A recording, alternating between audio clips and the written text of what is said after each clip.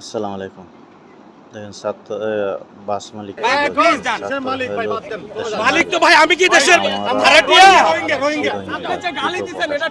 আমি গালি দিই নাই ভাই, আমি গালি দিই নাই,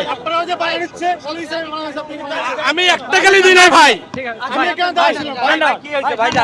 গালি দিছে তো ওই জন্য। আমি ইঞ্জিনিয়ারিং ডিপার্টমেন্টে চাকরি করি, আমি এলজিডিতে চাকরি করি। ভাই আমরা শেরে বাংলা স্টুডেন্ট, আপনি কথা না না বলেন ওইটা না, ওইটা বলে নাই। ভাই প্লিজ, আপনি প্লিজ যান ভাই, প্লিজ ভাই, প্লিজ না হইছে না ভাই, প্লিজ চলে যেতে বলতেছে ভাই, আপনি প্লিজ যান। মালিক তো ভাই আমি কি দেশের ভাড়াটিয়া? ভাই না ভাই, ওটা না ভাই, আপনি প্লিজ যান ভাই, প্লিজ ভাই, ওনাকে জায়গা দেন ভাই, ভাই ভালো ভাই, ভাই ভালো, আপনি প্লিজ ভাই রাগ করেন না ভাই, প্লিজ যান বলার কিছু নয় ভাই।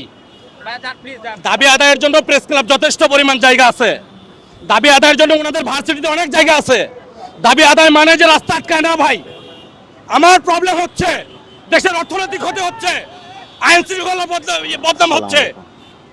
এইখানে প্রত্যেকটা মানুষের দাবি দেওয়ার জন্য সরকার স্পেস করে দিছে, সেই স্পেসে যায় কথা বলা উচিত। আপনি রাস্তা আটকিয়ে রেখেছেন আপনার দাবি আদায়ের জন্য, আমার দাবি আদায়ের জন্য। আমি যদি আজকে রাস্তা আটকাই, এই দেশের অর্থনীতি কোথায় যায় দাঁড়াবে?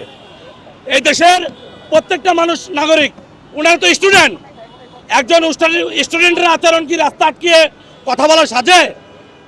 তারা তো লেখাপড়া করছে, আগামী দিনে তারা দেশকে নেতৃত্ব দিবে, আগামী দিনে তো এরাই দেশকে নেতৃত্ব দিবে। কিন্তু যদি এই ভুল পন্থায় তাদের দাবি আদায় করতে যায়, সেটা কি সঠিক হবে? এবং প্রত্যেকটা মানুষের আচার ব্যবহার উগ্রপন্থী, এগুলা খুবই খারাপ।